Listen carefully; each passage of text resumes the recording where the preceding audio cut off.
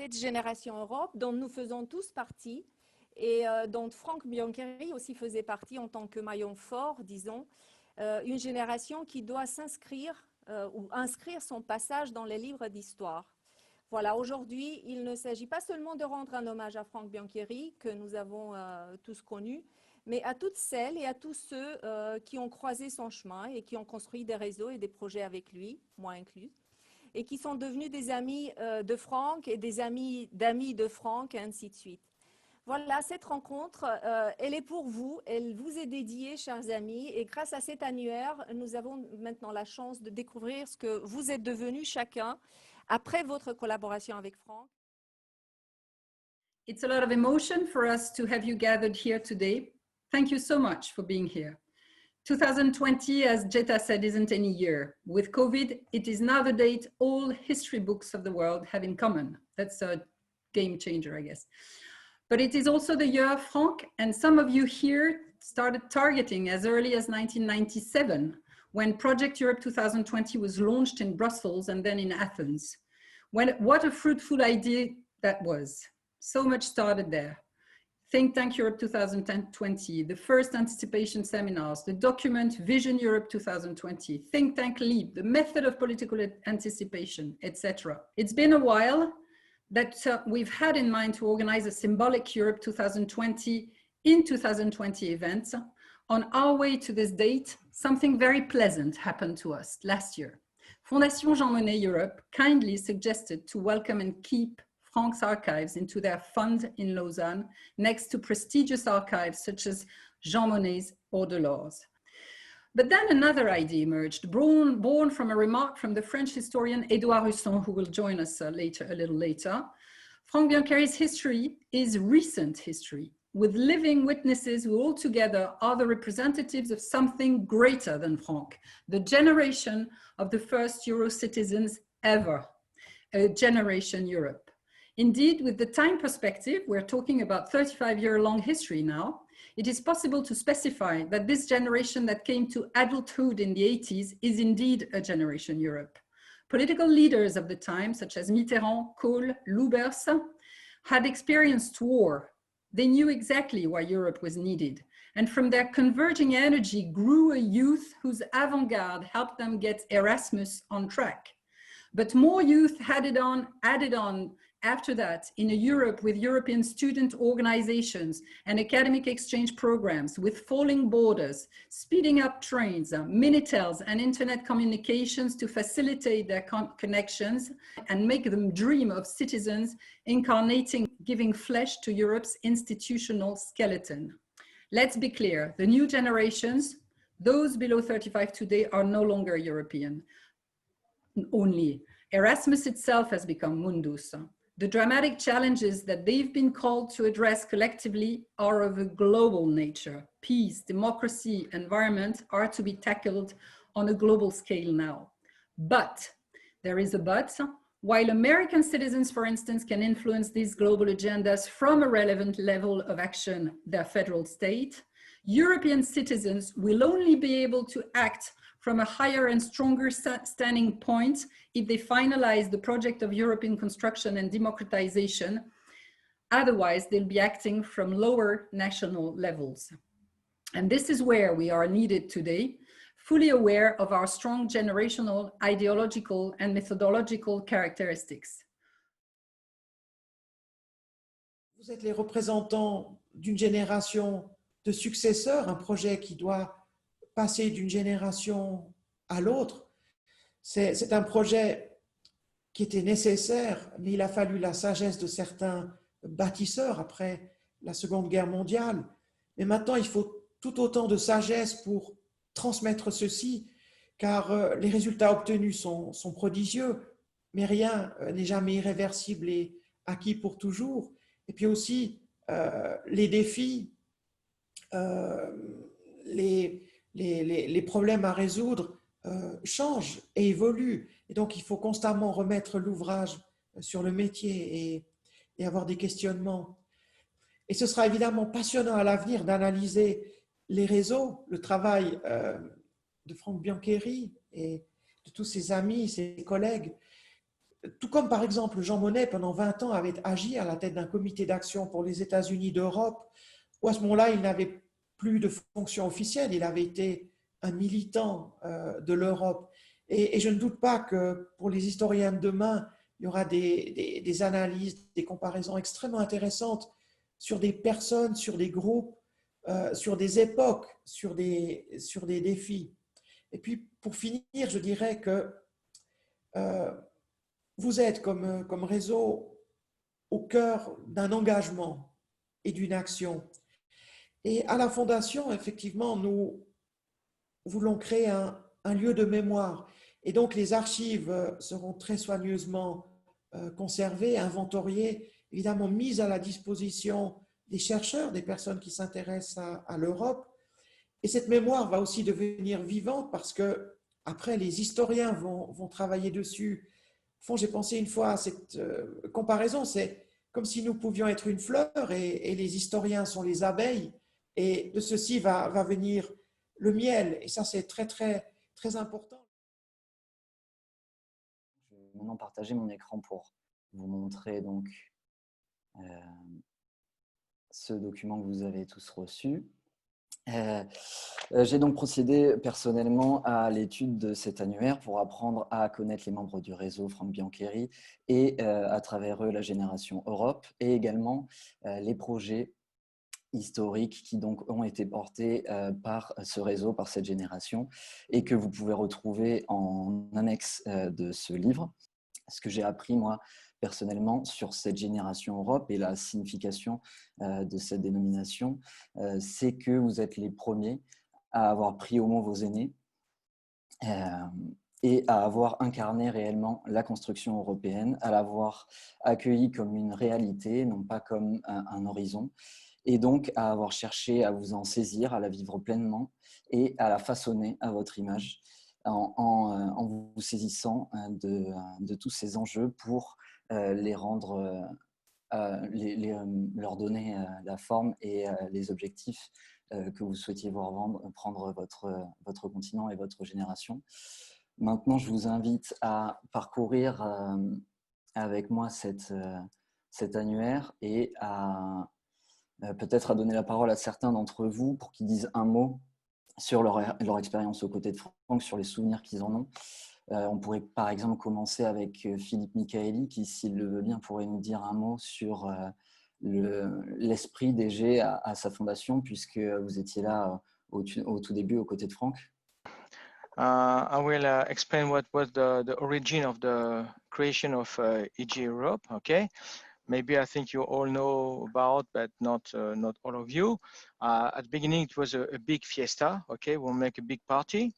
Okay, with a different high school in Paris at the beginning, and from this one, and a high school from Europe. Okay, and from this one, after we make a meeting, and we all decided to create the EG Europe from the idea of Franck. Okay, then that was then I think that for the birth of the association was a very good feeling and good mood, because at the beginning it was just for young people, be together, have a good meeting, and for a good say, okay, not at the beginning, not really think about what could be done and what could be the object, is that we decided to leave the association when we were not anymore students. And I don't know a lot of association or founders of association doing that, okay? Because generally when you are young, you create this kind of things, and after you stay, okay? You stay until people maybe kick you out, okay? Or make a coup. Can we follow up maybe with a younger point of view? Another member of EG in most recent years, Léa Charlet, would you agree to tell us just a few words about your experience in EG? Yes, so I'm Léa. I used to be a member of EG. I joined actually just after my Erasmus year that I did in Italy, in Bologna. And right after this, I met like some people that were super nice and super interested in, you know, like this European idea. And I started joining really at the beginning for party. I cannot lie as well. Like, but then extremely fast, I realized there was like so much more to this organization. And I got into it quite deep. I became president of AEG Paris because AEG is still organized through, there is no, I'm not sure it was mentioned, but there is no national level in AEG. And this is something that's quite important, is like it's local level, so city level, and then it's like European level. The Agora was like our General Assembly in Enschede. And he made like a very, very famous speech for AEG where he was like explaining his different, his vision for the AEG of 2010. And that made quite a big, a big fuss, we could say, at the time. But it was like very interesting, and I think a lot of people got inspired through this speech. And so this was actually the only time I got like the occasion to talk to Frank. Yeah, so for me, AEG had like AEG and Frank and everything had a huge impact on my life, my professional life and my personal life. I'm now living in Belgium. I'm pretty sure I would never have moved to France, outside of France, if not for AEG and if not for all the people I've met through this, 5-6 years of intense like European experience, I'd say. Thank you very much. As Philippe said, the founding members of AEG left at the end of the 80s, and they founded what we would call today a citizen think tank called Prometheus. I know Ulrike Gero is here, and we talked about it in some of our interviews of the reunions, the meetings that you guys had on Prometheus, and you told me that it was pretty new at the time. Would you agree to tell us a bit more very quickly, please?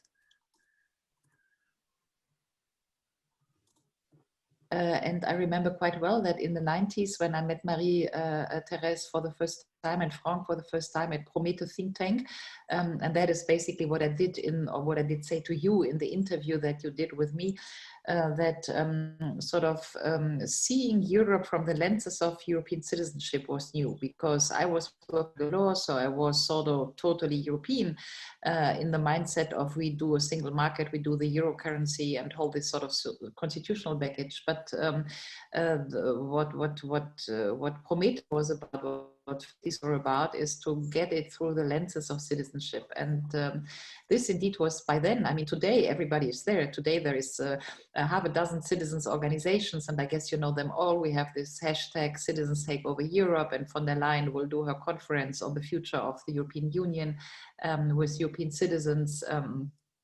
I myself, I'm launching a website, and I invite you all to be there, because we are just launching a website where we want to gather people in all languages of Europe responding to the question, I want to be a European citizen, because, you know, so if you want to be part of this, I'm very happy, because we want to do a very big campaign out of it. But by then, and that's what we're discussing today, by then, 20 years ago, it was quite new, and I was impressed by somebody who had the vision or the utopia or the brain to basically look through the institutions and see what is at stake for the individuals, and yes, the very question of European citizenship, which was in the heart of all this. Thank you very much. For following up the Prometheus project, as Marie-Hélène mentioned, there was the Project Europe 2020, which is why we are organizing this event, and we made this work this year. Can I ask you, Christophe Leclerc, to tell us a few words about the speech in Athens that was given at the end of the 90s, and that was a milestone of the Vision 2020 and the Europe 2020 project? I'd like to mention two things. One is indeed this 2020 process, because we are now in this year. It was very visionary to stretch our minds. We had gone past the student phase, past, for some of us, the activist phase, and Frank suggested to envision what could be done in 2020. I don't have time to list the topics now, but there were a lot of things that the EU was not doing then and which it is doing now. It's not doing it as well as we envisaged, but still there has been a lot of progress. I think the one area that we envisioned where the EU is still not really competent is defense, security. For the rest, it has been done more or less. I'd like to say one other thing. I first met Frank at Sciences Po when we were students, before EG and all the other developments. And our generation knew very little about Europe. That's what I want to say. Frank discovered the EU and added his own value added. I remember we wanted to organize a conference with Simone Veil, the first president of the elected parliament. And we had to gather some information. We had to find some contacts in Brussels. We knew extremely little. So he was not like a guru bringing a science from the clouds, but he discovered these things and he added indeed this citizenship phase. And one last thing I'd like to say is regarding Erasmus. Part of this movement's history is the advocacy work we did to transform Erasmus from a very small pilot project into this big program it is. And I won't go through all the details of the lunch with Mitterrand and all these things, but when I met people from Asia Europe today, I tell them, you are not the children of Erasmus, you are the parents of Erasmus. And please say so when you talk to the Commission. Thanks. Maybe we can switch on the GIBLib phase, which followed up the Europe 2020 and materialized the vision and the anticipation method. Christelle, would you agree to tell us a few words about the birth of GIB? How did you first heard about it and the work of Frank? But I was attracted basically by the analysis of GIB. So I was looking for deeper stuff than the usual stuff that you read in the newspapers. And somehow I came across GIB, I think through the internet. A friend sent me a link. A friend actually sent me a link. There was the second, I think it was the second edition of GIB that went completely viral. It was amazing. It was he was anticipating the financial crisis, the economic and financial crisis, and this was way before anybody was talking about would anticipate it. And this went so viral, and I was really really impressed. But my main thing at that time, I didn't go into working with GIB. I was just reading it. I worked really very actively in Europeans, because this is also internet. I was actually very much attracted by these new methods to not do this boring stuff like any political party where you have meetings and but to connect also Europe. At that time, we were having physical meetings all over Europe. Every half year, or I think even every quarter year, sometimes we would travel to Hungary or whatever. So I got to know a lot of corners of Europe. Okay, thank you very much, Christelle. So this is just a small sample of what you can find in this book. A lot of testimonies and of the history of your own and of the Eurocitizen generation. Permettez-moi juste un petit mot d'historien, effectivement, parce qu'en fait, souvent, on pense que l'historien, c'est celui qui travaille sur le passé, sur des gens qui sont morts, et en fait, vous êtes bien vivant, vous êtes des objets d'histoire déjà. Alors, comment est-ce que c'est compatible? Vous êtes des objets d'histoire et on a déjà des archives, et en même temps, vous pensez au présent et à l'avenir de la construction européenne, dont vous êtes des acteurs et dont vous êtes une génération.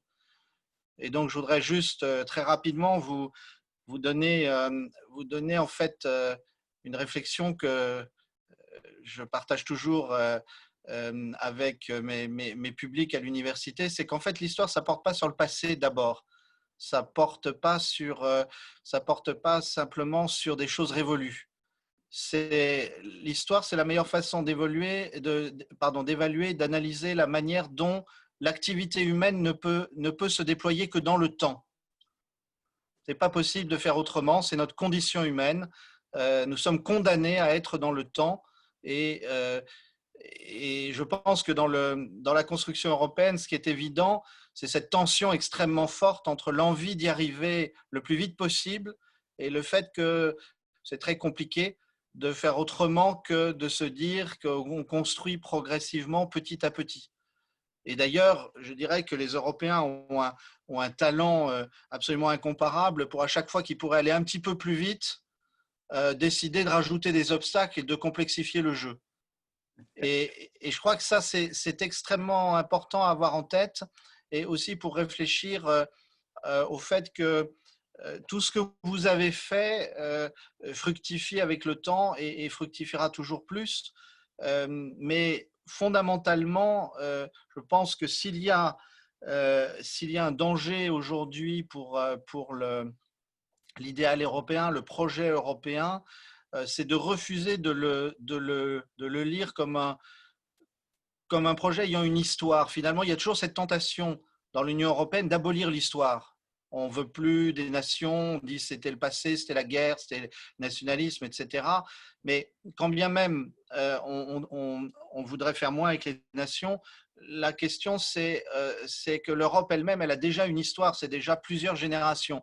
Et donc j'espère bien qu'on va écrire aussi l'histoire de votre génération.